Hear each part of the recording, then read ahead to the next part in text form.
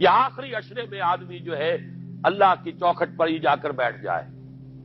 اپنے معمولات کو توڑے۔ اعتکاف کی روح یہ ہے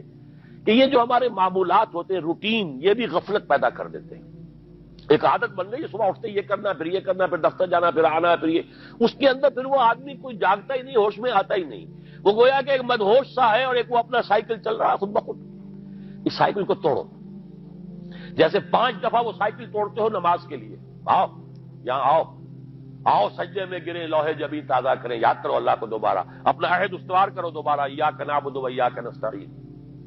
اسی طرح سال میں ذرا یہ 9-10 دن بھی ایک دفعہ توڑو اپنے روٹین کو، جاؤ وہاں ڈیرا لگا لو مسجد کے اندر اللہ کے در پر، سوائے جو ناگزیر ہوائی جو انسانیاں ہیں، پیشاب وغیرہ کے لیے جانا ہے باہر، جاؤ وضو کرو پھر آ کے بیٹھ جاؤ۔ محض فرحت حاصل کرنے کے لیے نہانے کی اجازت بھی نہیں ہے، غسل واجب ہو گیا ہو تو نہاؤ، ورنہ پھر یہ کہ ہیلے بتاتے ہیں ہمارے علماء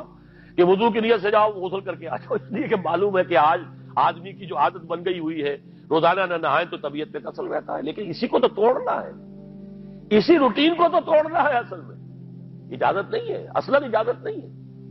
آپ جو ہے جو بھی ناگزیر، ہاں اگر آپ کو فرض کیجئے کوئی ایسی شکل ہو گئی ہے، رات کو آخر سوئے تو ہے، سونے میں بدخوابی ہو گئی ہے، نہانا ہے تو جاؤ نہاؤ، ٹھیک ہے، غسل واجب ہے نہاؤ، اور یہ کہ پیشاب کی بہانے کی حاجت ہے جاؤ پوری کرو، وضو کرو، وہاں پر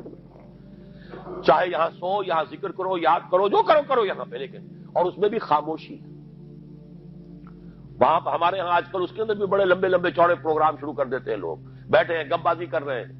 میں نے سنا یہاں پر اعتکاف میں تاش کھیلے جاتے ہیں۔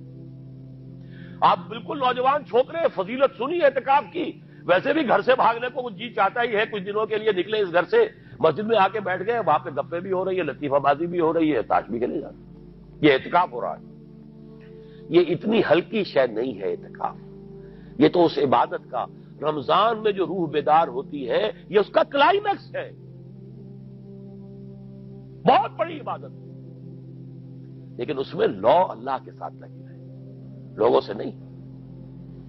تنہائی، غور و فکر، یا قرآن پڑھو، ذکر کرو، نوافل پڑھو، یا سوچو کچھ، جیسے حدیث میں آتا ہے وَأَن يَكُونَ نُطْقِي ذِكْرًا وَنَظَرِي عِبْرَةً وَسَمْتِي فِكْرًا، میرا دیکھنا ہو تو عبرت کا دیکھنا ہو کہ ہر شے سے میں سبق حاصل کروں، اور میں بات کروں تو اللہ کے ذکر پر مبنی ہو میری بات، اور میں خاموش رہوں، وَسَمْتِي فِكْرًا، غور و فکر، تفکر و اعتبار، جو حضور جا کر غار حرا میں کیا کرتے تھے وہ اعتکاف تھا حضور کا، مکی دور کا اعتکاف، تنہا بیٹھنا۔ اور یہ روایت مجھے بعد میں معلوم ہوا کہ یہ بنو ہاشم میں یہ روایت تھی، حضور کے دادا بھی جا کر وہاں پر غار حرا میں بیٹھا کرتے تھے، یہ ان کی ایک خاندانی روایت چلی آ رہی تھی، یہ جگہ تھی، اور وہ جگہ ایسی ہے عجیب سی، اب تو خیر بڑی بڑی عمارتیں حائل ہو گئی ہیں، ورنہ میں نے جب پہلا حج کیا تھا سن 62 میں، تو میں نے اس وقت جا کر دیکھا تھا واقعتاً سیدھا کعبہ نظر آتا ہے وہاں سے، اور کچھ درمیان میں نہیں، جیسے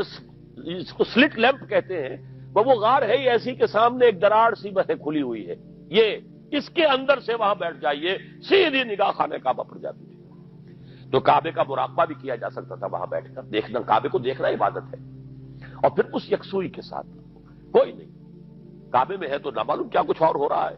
لیکن یہ کہ وہاں تو آپ بیٹھے ہوئے، تو وہ اعتکاف،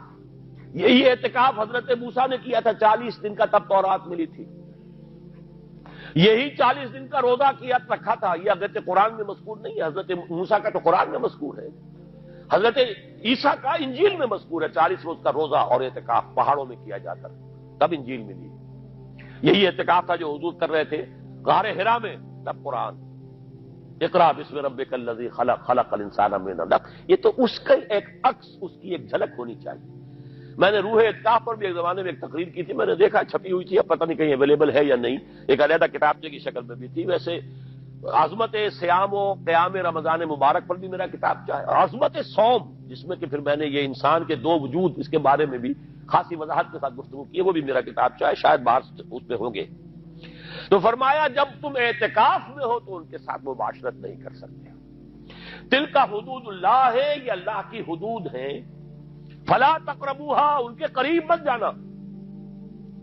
قرآن مجید میں حدود اللہ کے لیے یا تو آتا ہے فلا تعتدوها، یہ اعتداء کہتے ہیں کسی حد کو کراس کر جانا، تجاوز کرنا،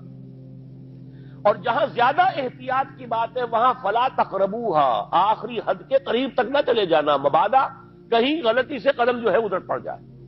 جیسے حضور نے حدیث کے اندر بیان فرمایا الا لکل ملک حمن، ہر بادشاہ کی ایک محفوظ چراگاہ ہوا کرتی تھی، اسی کے جانور اس میں چریں گے، کوئی رعیت میں سے کسی کی بھیڑ بکری، کسی کا کوئی جو ہے گھوڑا وہاں نہیں آ سکتا۔ اب اگر کسی کا گھوڑا یا کسی کی بھیڑ بکری چلی گئی، وہ مجرم ہو گیا، پکڑا جائے گا، گردن ماری جائے گی۔ تو حضور نے فرمایا کہ اللہ کی بھی ایک محفوظ چراگاہ ہے، اللہ کی حما کیا ہے؟ محارمہ، جو چیزیں اس نے تم پر حرام کر دی، ان کے قریب نہ جانا۔ تو دیکھو اگر کوئی چرواہا اپنی بھیڑوں بکریوں کو بالکل آخری حد تک لے جائے گا، اس بادشاہ کی جو وہ حد ہے، تو اندیشہ ہے کہ بھیڑیں بکریاں کہیں ایک چھلانگ لگائے اور بادشاہ کی چراگاہ میں داخل ہو جائے، لہذا ذرا فاصلے پر رہا کرو۔ یہ ہے آخری حد تک نہ جاؤ بلکہ کچھ فاصلے پر رہو۔ فلا تقربوها، یہ اللہ کی حدود ہے تو ان کے قریب مت پھٹکو۔ کذالک یبین اللہ لکم آیاتہ للناس لعلہم یتقون، اسی طرح اللہ تعالی اپنی آیات لوگوں کے لیے واضح کر رہا ہے تاکہ وہ بچیں، تقوی کی روش اختیار کریں، حدود الہی کا احترام کریں، اس میں